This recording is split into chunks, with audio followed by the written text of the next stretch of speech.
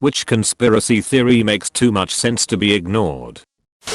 There is definitely much more to the assassination of President Kennedy than just one crazy lone wolf. Just the fact that Lee Harvey Oswald could defect to Russia, give up his American citizenship, stay there for 3 years, marry a Russian woman, then come back to the US, and get back into the country without any problems at the height of the Cold War, has never made sense to me. He was almost certainly on the payroll of the CIA. We also know he was seen with his later assassin, Jack Ruby, who had mob connections. Then there's the ridiculous magic bullet from the official Warren Commission report. So ridiculous that several members of the commission refused to sign on to it, which had to make some physics-defying turns and twists and hang still in the air at some point to be able to account for the way the commission said things went down. We also see President Kennedy go back and to the left on the Zapruder film, indicating that the gunshot came from the front. We know that dozens of witnesses testified that the gunshot came from the grassy knoll.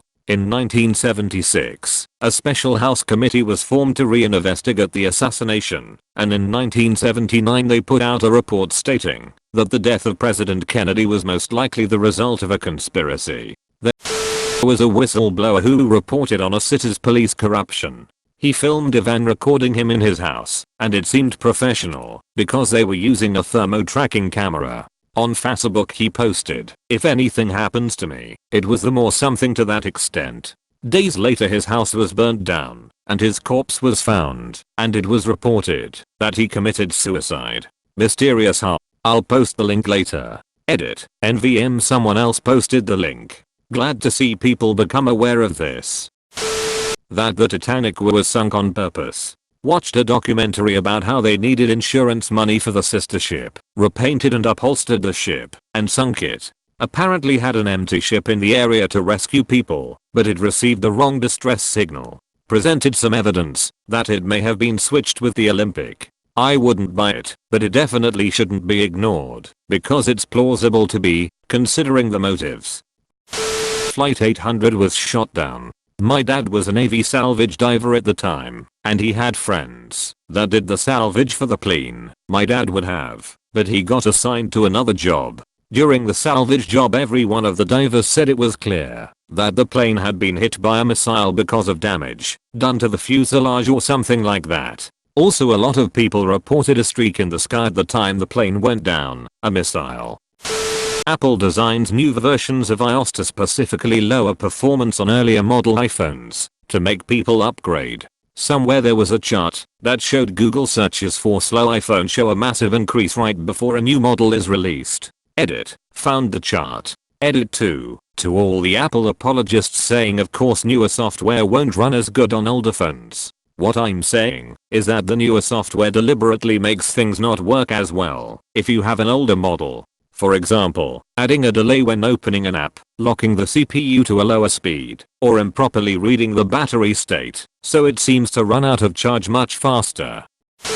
Giants, and I don't mean over the top fantasy giants. A giant race between 9 to 12 feet tall with red hair. Many cultures from Native Americans, Irish, Near East cultures, Far East speak of a race of giants with red hair, and apparently many such bodies have been found of these people across North America and Europe, alongside hundreds of old newspaper articles reporting such bodies being found in large groups. I suppose if a 3-foot tall hominid existed until 10 or so thousand years ago, it's not beyond the realm of possibility that a very large human species existed too. The theory that nothing really that special goes on at the Groom Lake Air Force Base or Area 51. The whole aliens thing is pretty coincidental. Of course the government doesn't want you knowing what they do. It is a secure base for secret testing. It's to protect secrets less from us and more from things like the USSR. The alien spacecraft seen around is just experimental craft being tested, and of course it's at night. Why would they want the spies to see it? The biggest thing is how the government declassifies things that come out of the base. The U-2 and the SR-71 came out of Area 51. It's no secret now. Where else do you test a supersonic spy plane? The government covers up lots of stuff, but Area 51 is no big deal. Edit. I definitely, 100%, do not work for the government. The accidental death of Gareth Williams. The Mi-6 agent who was found cut into pieces and stuffed into a rucksack that was padlocked from the outside and left in a bath and was somehow deemed an accident. Seriously, read this. The fact every nation invaded since 2000 did not have a national bank run by the Rothschild family, and the only 3 remaining countries that don't are ones the everyone wants to get into. Edit. Op asked for things that sound like they make sense. I never said I believe it. Current UK Prime Minister, Theresa May, deliberately sabotaged and stopped an investigation into pedophile members of parliament. She did it by losing, I repeat losing, all of the documents pertaining to the case. All of them. Even the copies. Voting Tory? Not even once. The light bulb conspiracy. Most conspiracy theories don't make sense on an economic standpoint and involves way too many bad actors. Light bulb conspiracy suggests that manufacturers along with their competitors collude to reduce the life or quality of products to increase revenue from sales and maintenance. It all started with the light bulb. I don't see why manufacturers would not resort to this practice. Plus we notice how our basic appliances last less longer. If technology is improving, they should last longer. This is a conspiracy theory? Thought everyone knew that to be true. George R.R. Martin deleted his draft for Winds of Winter and is just stalling for its release. My theory is that once the show caught up to him, he lost all desire to continue. He wanted to be the one in control and the one to reveal the secrets left, and once the show did that, he gave up. I think it's very plausible that George lost his muse. The show is more popular than the books ever were, and the show took out a lot of the complex behind-the-scenes scheming, I-pointy, northern conspiracy and the Blackfy plot. George R.R. Martin is very against simple fantasy storytelling, and because the simplified show is so massively popular, it's possible that he doesn't want to do it anymore. That the sarin gas attack in Syria was the work of al-Nusra supported by Turkey to drag America into the war after Obama established the Red Line. It's Seymour Hersh's theory, and he spells it out in greater detail in his book about bin Laden. Edit. Syria added. Edit. Given the interest, I will expand further on this. Hersh's theory is that Turkey feared ISIS and other groups like al-Nusra, which it privately supported, would lose the war to the Syrian army. They further feared that these groups would end up in Turkey and destabilize the ruling powers. As such, Turkey provided the technical know-how and precursors to al-Nusra, which was essentially Turkey's formula for sarin. They then had al-Nusra load it into a delivery system and deploy it in a civilian area. Turkey's hope was that America would enter the war in Syria and destroy the Syrian military, which would create a vacuum for a caliphate. The world quickly reacted to this event, and Obama publicly threatened to go to war against Syria. Hersh states that a fixer obtained a sample of the sarin used in the attack and sent it to Porton Downs in the UK, what Hersh describes as a bioweapons research facility. The UK had previously had interactions with Syria's sarin stocks and had samples of it on file, and the sample from the attack didn't match. At that point, Obama was told that the Syrian military was not responsible and that the various intelligence agencies had picked up chatter out of Turkey of people congratulating each other. Adding to this, around this time Assad agreed to give up his weapons programs. This put Obama in an obvious spot of bother. His way out was to say that he was going to seek congressional approval for his actions, which ultimately went nowhere. Hersh says that Obama ultimately met with Erdogan and Erdogan gave him shit about not sticking to his red line. Apparently Obama just kept saying we know. All credit goes to Hersh. Buy his book if you want to read a bit more.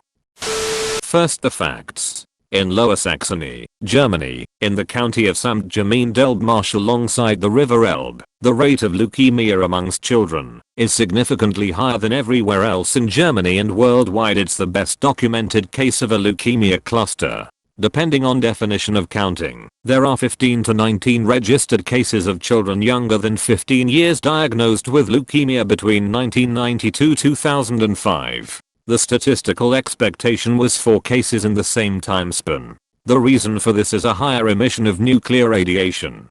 That's about 4 times higher, which makes coincidence slightly impossible. September 12, 1986, there has been an incident in the research facility. Eyewitnesses report of a fire coming from the facility and a lot of people in radiation protection suits running over the place right after it. At the same time, highly increased radiation at several points outside the power plant has been measured, but a failure of the plant could be negated. Now the fuckery. There have been a nuclear power plant with one reactor active until 2011 and a nuclear research facility with 2 reactors active until 2010. After the rise in leukemia rate was noticed, researchers of IPPNW, International Physicians for the Prevention of Nuclear War, took samples of the ground in this region, also from the river, and they found radioactive isotopes concealed in tiny ceramic pellets. Those isotopes aren't typical for energy production, but are for experiments according to nuclear weapon research. Experts say that those tiny ceramic pellets would have about 500 to 1000 kg TNT equivalent power of destruction each. The opposite official researchers demented such findings. The case isn't officially closed, but isn't really talked about anymore. That the Manitowoc police framed Stephen Avery. I know the Making a Murderer doc didn't give the complete picture, but it just seems like too much fucked up shit happened for it to be clear-cut guilty verdict. I'm still on the fence about whether I think he did it or not, but what I'm certain of is that if I were on that jury, I do not think I could find him guilty beyond reasonable doubt. I think they presented enough evidence to make me unsure. Not really a deep conspiracy, but Monsanto's lobbying and manipulating the US government to maintain their monopoly on seeds. They are not fucking us up with GMOs, but they are fully responsible for the image they gave GMOs and fucking with American agriculture. People who think they are the leaders in the fight against world hunger and attacking them threatens the starving confounds me. Their research would be way better if they had competitors. I'm convinced my life is some kind of experimental simulation designed to see how much it can fuck with my mind before I finally lose it once and for all. Too many coincidences that are too conveniently woven to directly affect my insides. Are you actually convinced? I deal with depersonalization/derealization, so feel this way semi-frequently, but it's not completely convincing. That's where the distress comes from. Worst one for me is looking in the mirror and not seeing myself look back, because I don't have a self. The me in the mirror is a real me making all the decisions and I have to blindly follow.